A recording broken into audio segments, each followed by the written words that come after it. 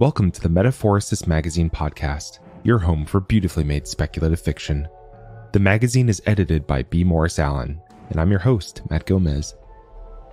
This week's story is the fifth of 6 parts of the Zoo Diaries by Pauli. Pauli lives in Washington State with her family, a small menagerie, and far too many houseplants. She enjoys a plant-based vegan lifestyle, animal activism, and, of course, reading. She writes stories about animal characters, often in the speculative fiction category. Find her online at francespauli.com. That's FrancesPauli.com, or on Twitter at MothInDarkness. Let's jump in.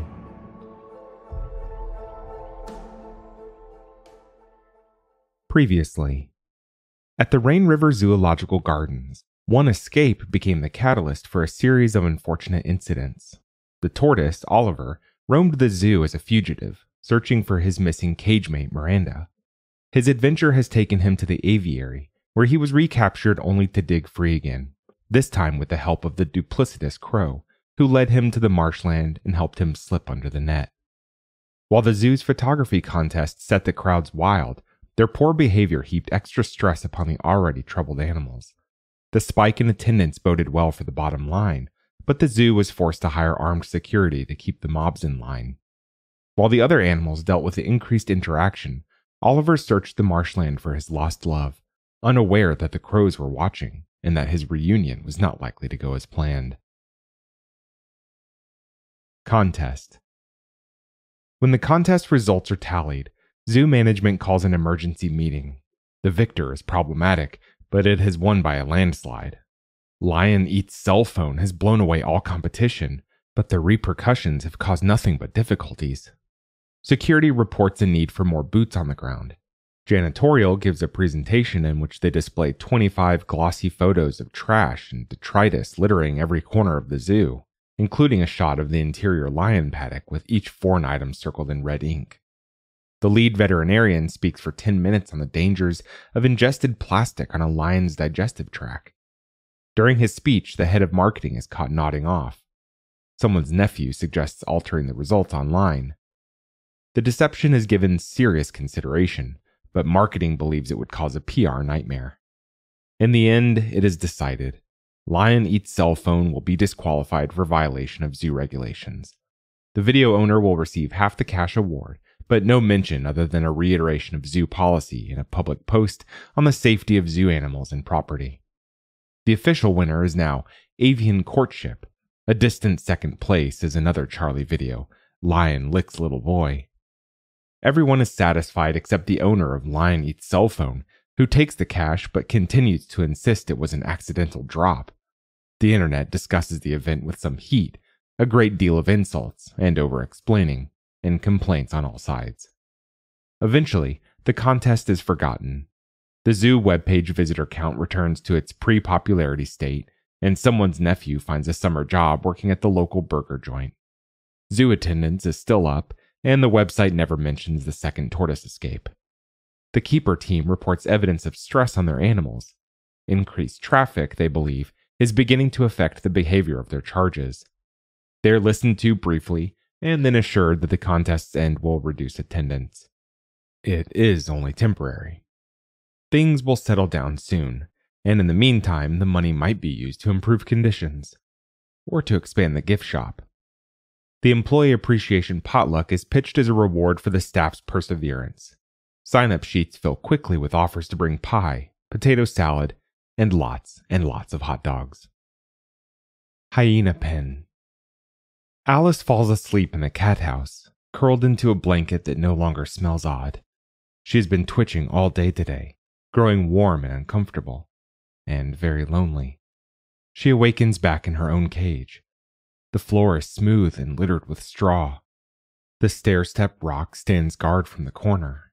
Her water basin is exactly where she remembers it belongs, but everything smells different. Only the blanket beneath her suggests it is not a hostile scent, that this too should have been expected. Alice lifts her square head, opens her mouth, and cackles out her nerves. From the uppermost stair step, another hyena answers with a low growl. She is not threatened by this. Her scent may be all over her cage, but it is familiar, hers now as much as the rock is. He only needs to be taught. She stands, bracing all four legs in a stiff, bristling pose. Her ears move non-stop, and she takes a few jerking steps towards the water. Her mouth is fuzzy, and she will be able to see the intruder more easily from across the cage. He growls again, but there's no force behind it, no authority. Alice ignores him, but drinks with her ears aimed, always in his direction. He shifts atop the rock. He sniffs and rumbles, but he is smart enough not to surrender the perch. He has her at a disadvantage, however, in position only. Alice knows this, as she knows every inch of the stair-step surface. She waits, letting her tail flick and her ears swivel. She rises and pees, moving around the cage as she does to spread the urine. She covers his stink with her own mark and is thrilled when he growls again. Alice waits. She knows many tricks. He will want to sniff and circle. He will need to come down soon enough. She gives him her back, stares through the bars, and pretends to watch the pathways. It is light already. The zoo will open soon. Alice hears him slip to the second tier and smiles. Her body is still, relaxed, and non-threatening. Her mind is sharp. He reaches the third step where she could easily leap at him. Alice lies down. The other hyena slinks to the floor. He moves not to her directly, but to the blanket instead. He buries his nose in it, smells his own odor overlain with hers. Always on top. Alice waits until he moves to the corner, until he begins to follow the trail of her urine. "This cage is mine," she says without looking at him. "You don't belong here." His voice is deep and jagged. There's something about it, however, that she likes. "I'm here," he says simply. Alice sits, yawns, and listens to the padding of his feet. His breath is heavy as he drinks her in, his steps too soft, too confident. When she lunges, he is off guard, distracted, and foolish. Alice hits him in the side with her full weight. He rolls under the impact, and she is on him, pinning his spotted body to the ground and holding his delicate throat in her heavy jaws. His body is rigid, fights her for 3 long breaths. Then, as easily as a sigh, he softens. He relaxes beneath her, and she has won. There was never any doubt of this. Alice releases him and sits. He rolls onto his belly, groveling, whimpering, and trying to lick her muzzle without lifting too high and earning another reprimand. "You are mine," Alice says, and he wriggles and sinks lower. "Everything is mine." "Yes." She thinks she likes the sound of him even more now. His smell is not foul, and she has itched for company for many days. "Who are you?" Alice asks. "I'm Rocco," he answers, cringing when she growls. He corrects his mistake quickly. "I am yours." "Yes," Alice says. She allows him to rub against her chin, to whine and scoot in homage before she leaps away, bounding to the apex of the stair-step rock to wait for him. Ape House. Gonzo's elation carries him to the highest ropes. He has found his bean again. 5 black cherries waited for him on the ledge this morning. 5 perfect, crunchy bites that stop his shaking and bring his headache fast to bay. He chewed 4 of these immediately, his excitement too much to resist, his need too powerful. Today, however, he has managed to reserve the 5th. He means to savor it. Gonzo hides it in one clenched fist and hoots down at a troop that seems sluggish today. The other macaques pass through the square door one by one, blinking into the sunlight and reaching for the lower vines with empty paws and full bellies. Gonzo has forgotten to eat. He peels back his lips and screeches at them. He hoots and his fangs flash. They are stained today, marked by the bean juice and ready to display that color proudly. The others show him half-hearted smiles, pale teeth, and slow mouths. He thinks they'll try to steal his bean, and he stuffs the last cherry into his mouth, chews with his lips sealed while the juices drain down his throat. The cage vibrates around him. The world slows, and Gonzo imagines he is king over all of it. His bean is speed and power, and with it between his teeth, he believes he can reach out to the whole zoo, grip it all in a tight paw, and crush it slowly between his leathery fingers. Wolf Run. Raksha is named after a famous wolf mother, but she does not know it. She is not likely to ever encounter a book. She is a wolf and a mother, however, and like her literary counterpart, she is made of patience. Today, her pups are sulking. They have been less active, choosing to lie in a place even when the sunlight has moved past them. She fears for their bellies, fears the worms that sometimes kill a pup's drive to grow and to thrive. Raksha calls them to her, and they drag their tiny bodies across the grass. The female sits, but the male pup flops onto his side, tongue lolling. His belly looks full but healthy enough, neither distended nor sparse of fur. "Are you ill, my pups?" Raksha asks. Their noes echo one another, flat and listless. "But something has taken the pounce out of you," Raksha insists. "You must tell me." The pups exchange a look that hangs from them like a weight. The male covers his nose with both paws. His sister answers for them both. "We want freedom," she says, sitting taller and flattening her ears to her head. "We want to go beyond the high wall." Raksha lets slip a low growl. Her ears lay tight to her skull, and she sits back on her haunches. This is not at all what she expected. Far worse than a belly full of parasites. Their minds have been poisoned. "Who told you about freedom?" she asks. "A pigeon told us." The pup's answer is heartsick, twangs with longing for the unknown. "Pigeons are liars," Raksha tries, though she can see the light in the pup's eyes. She can see the damage that has already been done. "What does a pigeon know of anything?" "She flew away," the male pup answers. "She went over the wall." "And might easily be dead now," Raksha says. "Might be eaten or ravaged." "Do you think so?" There's interest in the female pup's voice.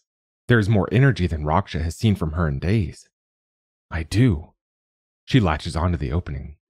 "Birds are too stupid to know anything. They are not wolves." "And freedom?" The girl pup leans into her question. Her brother's ears lift from his skull. Their eyes drill into their mother.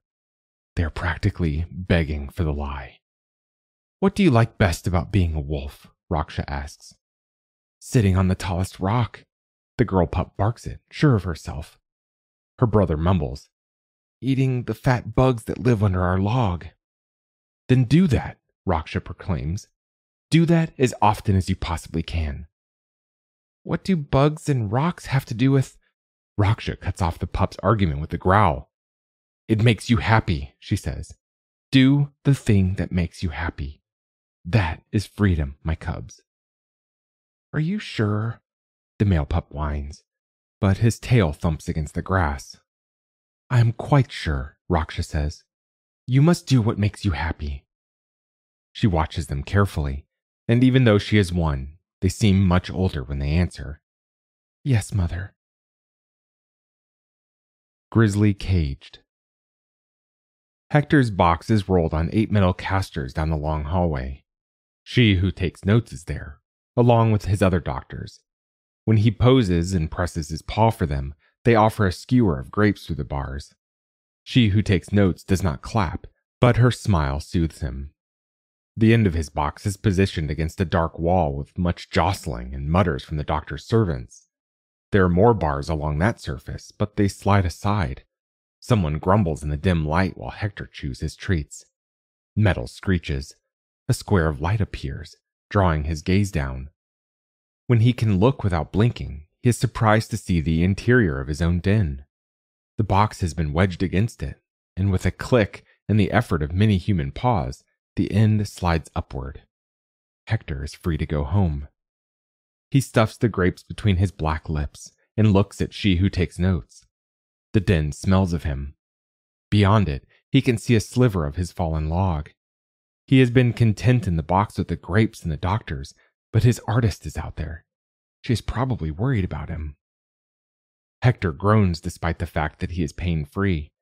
He ambles slowly from the cage, crosses his den, and sits while the bars move again. For a single moment, he can see the doctors through them. Then the wall comes down, and it is as if they never were. Hector moves easily. His body has mended. He feels, in fact, stronger than he has in decades, younger and fiercer. At his railing, the sun tells him he is late. The artist has missed him today, has come and gone already. Hector is sorry to disappoint her, but there is always tomorrow. He will be ready by then. He will show her just how much of a bear he can be. He lopes from his den like a cub would run. His joints make no comment, and Hector lifts onto his hind legs. He stretches toward the sun, poses, and shows the clicking cameras at the railing all his teeth. He is Bear. Tomorrow, he will be ready to shine. Elephant Paddock. Shanti has stopped counting. Today she draws pictures with her straw. She piles it into tortoise-shaped sculptures or flattens smooth canvases of yellow gold, and then removes bits to expose an Oliver-shaped portrait in the negative spaces. Occasionally, she mutters, "One tortoise." But through most of her work, she is concentrating far too hard to worry about how many pieces of straw it takes to build a tortoise shell, how many swipes of her trunk equal a suitable likeness. She is inspired, obsessed. She has found her muse, and he is shaped like a stone and covered in perfect, patterned hexagons. Lion enclosure. Charlie chews in his sleep now. His tawny jaws work around his pink tongue, masticating the memory of squeaky meat, of morsels offered by the crowd to their maned god. He lies in the sun, sprawled on his side with his mouth partway open. His tail twitches as he chews nothing. His dream veldt is populated by hot dog gazelles, great herds of migrating beasts with sausage legs and long tube necks. They squeak when they walk, filling the savannah with their delicious cries, filling Charlie's head and making him salivate freely. The air is a thick blanket of scent, of rich, sweet meat and spicy preservatives. It is driving him mad. He dreams the lionesses hunt for him, but they are far afield, dark shadows on the horizon only. Charlie chews the scent. He swallows the idea of the meat, tasting from memory. He is obsessed. The squeaking meat has possessed him. His tongue lolls against dry grass. His teeth rise and fall, and deep in his long gut, a desperate rumble echoes like a mighty roar. The Crow. Deborah circles the marshland 3 times to make certain she has enough time. The tortoise moves like a slug, one lumbering foot at a time. Even ecstatic, he is mud-flowing, weighted down by his ponderous nature. He is pointed in the right direction, but Deborah is sure he will not reach his goal before she returns. She must not miss that moment, but her victory will be sweeter with an audience. She needs the murder to witness it, needs the other crows to appreciate exactly what she has done. She circles again, marks Oliver's progress, and then angles away. The zoo blurs below as she cries out to her fellow crows. At the old bear's cage, she gathers a pair of birds who have already grown bored waiting for him to be injured again. A low sweep over the cat house brings 3 more. As she flies, Deborah calls to her kin. She screeches a promise of sport that is far greater than their ordinary games. The murder responds with a collective cackle. They gather around Deborah, adding their wings, their voices to her cause. "Come," the croaking voices sing. "Come, come and see."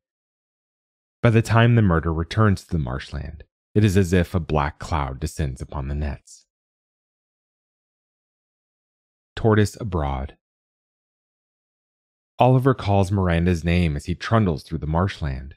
His steps churn, as much as a tortoise is capable of churning, and he drags his shell past a low duck pond where teals and loons mingle their regal shapes with those of the common mallard. He sticks to the paths, and once he reaches that solid firmament, progresses quickly. The fences here, like those in the farm, are wooden and open enough for tortoises to pass below the bottom rail. A few have wire behind them, however, and he sees with a sinking heart that this is usually where the long-legged birds are found. He passes storks and flamingos, egrets with frilled heads and cranes that stalk to the front of their enclosures to gawk at him as he passes. Oliver asks them all about his heron, and they all give the same answer. Move along. Just down a few more. Oliver thanks them, but his elation is fading. He thinks he will never reach her, thinks the universe is adding cages between them so that each time he passes one, 3 more spawn further down the line. His steps begin to stutter.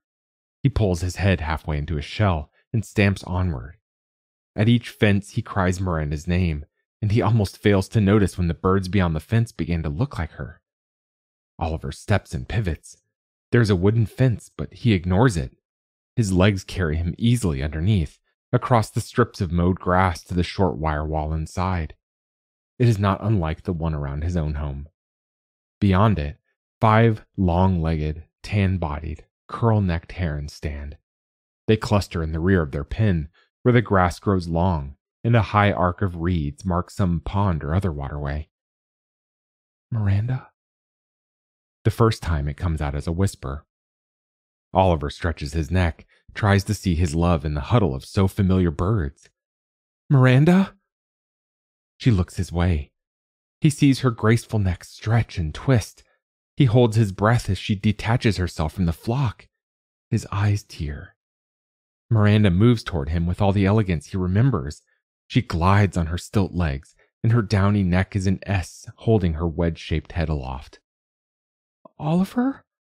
Her voice is a nutshell cracking. What are you doing here?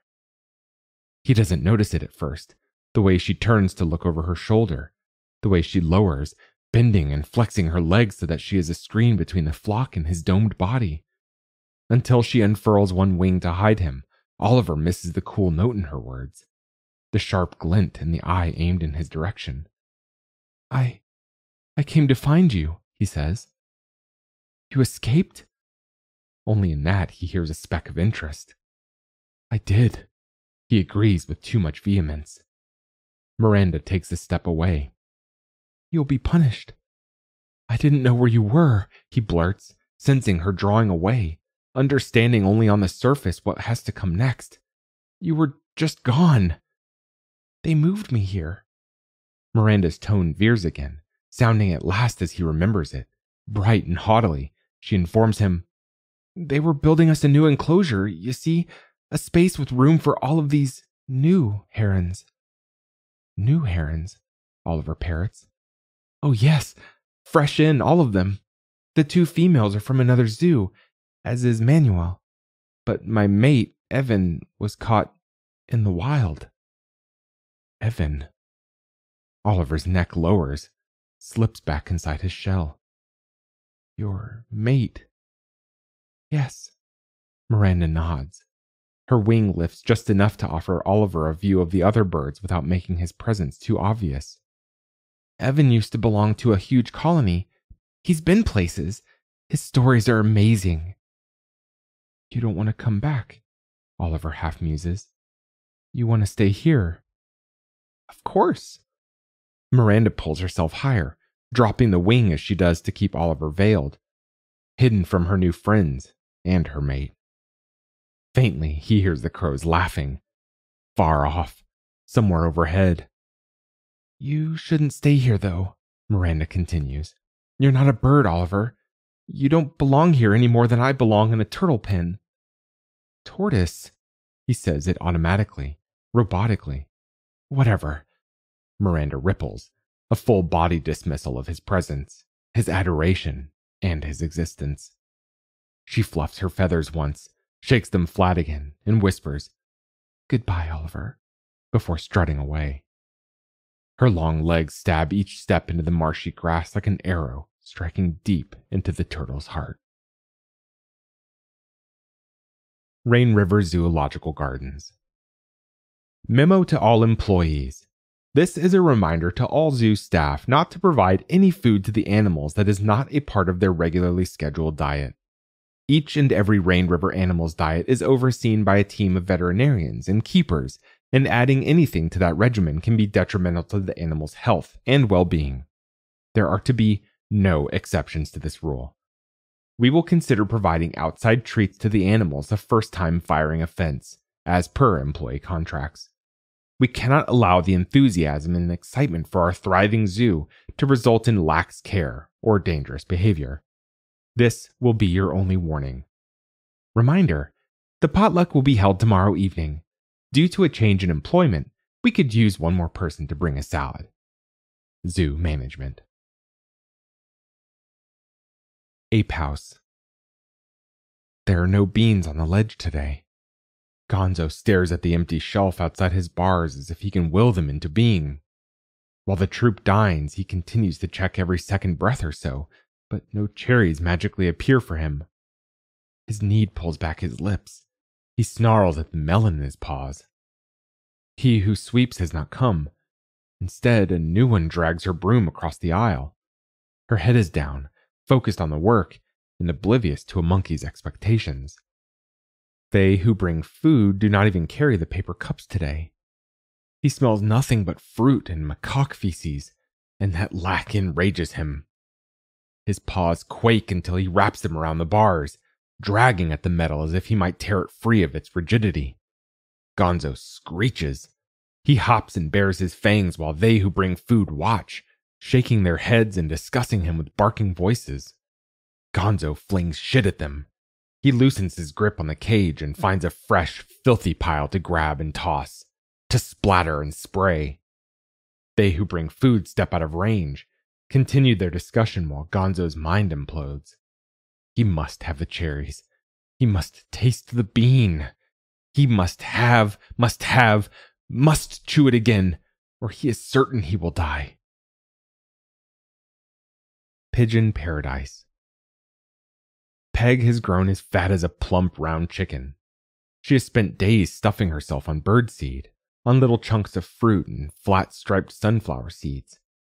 She waddles beside the phony creek at the bottom of the aviary, and she puffs her feathers, becoming a gray sphere as she glowers at the sparkling water. It is always wet in here. Her feathers have not dried once since she arrived. Her eyes swivel and blink against the moist air, and her hawks have begun to complain about the extra weight. The aviary birds are not pigeons. They are too crowded, and fight the proximity by keeping to themselves, not gossiping. There's nothing, really, to whisper about here. Only warm air, shining leaves, and a steady supply of healthy foods. Peg is miserable. She scratches at the moist ground, and it clings to her feet, clogging her toes, making her shake and stamp. There are no cast-off hot dogs here. There's no soft bread, no popcorn, and no soda. And no need at all to fight and squabble over a meal. She has taken to watching the doors, standing just inside the twin portals while they open, close, open. But she is too fat now, too slow to risk an exit. Grizzly Grotto. Hector wakes pain-free for the first time in years. He has missed his artist while away, and this new, fresh feeling in his limbs presses him to move quickly. Out of the den he ambles, humps swaying from side to side between his shoulder blades. There are not doctors to give him grapes and needles today, but here is his own territory, his fallen log, his trench, and his jagged, scratching stump. It is early, so he indulges in a good, long session with his shaggy back pressed up against the bark. Up and down, Hector wiggles, reaching those persistent itches that his new range of motion finally allows him to assuage. When he is satisfied, tingling from neck to fat bottom, Hector lifts his muzzle and sniffs. His nose twists left and right, chasing the aroma of his breakfast. A pile of fruit waits behind the fallen log. It is still early. He sits and pokes his nose among the soft chunks. He noses through colored morsels, and he smells something not unlike the odor which clings perpetually to his doctors. His first bite is bitter. He thinks the fruit has gone bad, tosses it off, and grabs a new bit. The sharp taste clings to it as if painted on. Hector's stomach urges him to push past it. He lips cautiously, however, cringing from the unpleasantness hiding behind his breakfast. He remembers sweet grapes on a long skewer. The zoo will open soon. He has wasted his advantage poking at his food and decides to leave it be. Despite his belly's complaints, he moves back to the stump to wait. He tries a few poses in preparation, testing his new flexibility and striking more than one mighty figure. She will be impressed, he thinks, to see him stretch so tall, bend so low, and twist. Hector hears feet upon the paths. Voices sing like birdsong on the morning air. He stands without wavering, gazes over the railing, proud and proper. His artist is the first face at the rail. Hector greets her with a chirr he has perfected on the doctors. She smiles and claps. She reaches into her bag while Hector switches his pose. She pulls something free, something that is not made of art, not a sketchbook, nor a stub of charcoal. Hector's artist aims the thing at him, shamelessly, and he drops to all fours. He huffs as the click echoes through his mourning, bitter as his fruit, loud as gunfire. Hector turns, shows the artist his back, and pouts. There will be nothing more between them. She has stooped to photography. Hyena Pen. Alice hates Rocco. He is too large, too clumsy. His breathing scratches like a flea behind her ears. He pants too freely, splashes her water across the cage floor while drinking, and sneaks to the top tier to crowd her while she sleeps. They have mated twice, and she is done with him. She paces near the front of the cage, measuring the steps down and back in an abstract fashion, and with a growing sense that there simply is no room for him. Not enough space for two in her box. Not enough room for a Rocco mate. He cackles from a low tier on the stair-step rock, pants, and licks, and makes a stupid, lolling face at her. He will want to mate again soon, and Alice thinks she will not let him. She thinks the cage is too small, the walls too close. They seem to move as she watches, creeping as Alice stares, 1 inch closer, shrinking, boxing, trapping her inside them with a massive, dopey excuse for a male hyena. Tortoise trapped. Oliver doesn't hide when the sun rises. He drifts along the marshland pathway, keeping to the far end, away from the herons, and waits to be caught. The nets arch overhead, a mesh of pale lines that seem to weigh more today. He is pinned by them, held in his dismay by an ephemeral wall. Eventually, he stops moving. There is nowhere to go, no path that won't eventually lead him back to Miranda. Even with the huge duck pond between them, Oliver imagines he can hear her voice. It is only the crows laughing, but he hears it in the haughty, clipped tones of a heron who never wanted him to begin with. Oliver tucks his head into a shell and remembers Shanti's voice, deep and encouraging, awed by his shell and his pattern.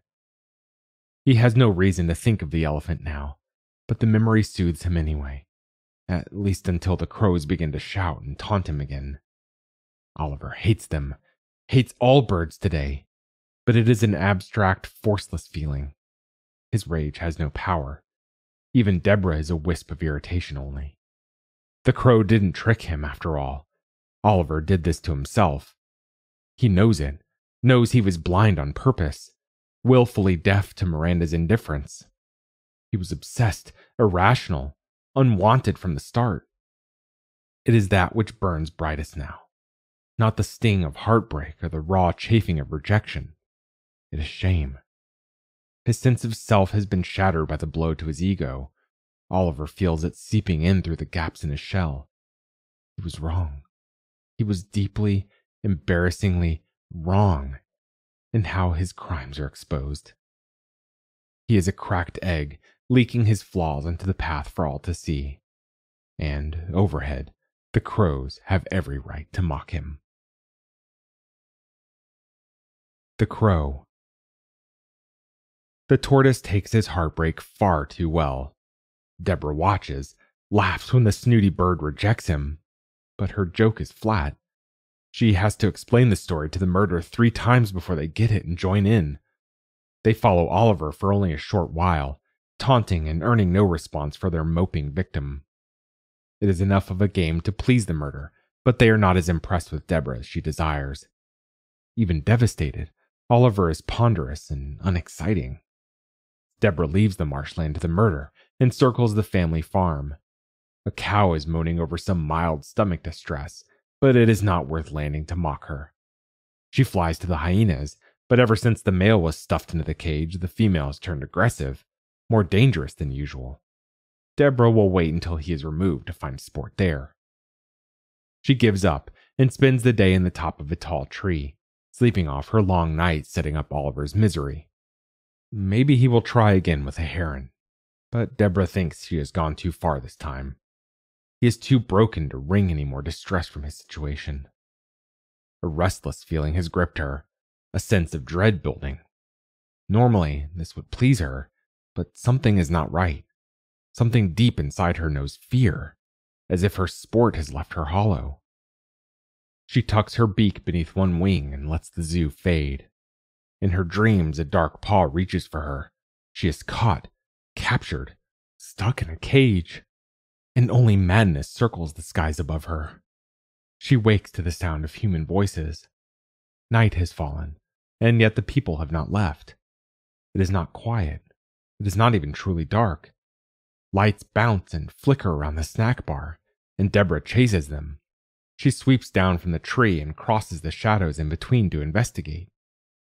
They who keep cages locked are here. For a moment, Deborah believes there will be a hunt. Those who carry guns are with them, and her heart skips merrily. But no. They who sweep and they who bring food are also here. They mingle freely with those who pick up poop and trash. There are others, too, strangers who join the familiar faces. Their voices raise and chatter. The night fills with the cacophony of their conversation. After hours. This has never happened before. There is food, too, great piles of it lined up on the outdoor tables. Deborah dives in and steals a flat, round cracker. As she escapes with it, the pigeons, who have swarmed the event, shout obscenities at her. Their whole flock waddles beneath and between the tables, dancing around the many feet. Boots and shoes and tall spike-heeled platforms that would skewer a bird if it moved too slowly. Deborah watches in case it happens, but the people in the shoes are foolish. They may be sick even, and she fears for a moment that the food has been poisoned. They who work at the zoo limp and stagger. They bump into one another, shaking, moving as if their legs are not their own. Like a newborn giraffe trying to stand for the first time. If they are poisoned, they do not suffer. Deborah cringes from their laughter, the barking of their brusque, abrasive voices. They are happy. They are masters at the game Deborah only plays at trapping and at torture. She is among the cruel and the vindictive, the keepers and the punishers, the stealers of freedom. Deborah can do nothing but admire them. She still feels a disaster brewing. The air is thick with it. This mob of humans, the pigeons cursing and squabbling underfoot, the poisoned food and drink. A new tension crackles on the air. It has, she realizes, been brewing all along. Something terrible is about to happen. Deborah feels it like a storm coming, and she lets her dark heart fill with anticipation again. The danger sings to her. Its voice is tragedy. Its words are a promise of disaster. Deborah perches on a light post, high above the party, and waits for the lightning to strike. That was part 5 of The Zoo Diaries by Frances Pauli. Thanks for listening. Be sure to tune in the last Friday of next month for part 6, the conclusion of the story. If you enjoyed this episode, we'd love it if you'd leave us a 5-star review on Apple Podcasts, Spotify, or whatever platform you listen to us on. Or, better yet, share the magazine and podcast with a friend. If you'd like to listen to more speculative fiction, visit us online at magazine.metaphorosis.com or on Twitter at MetaphorosisMag.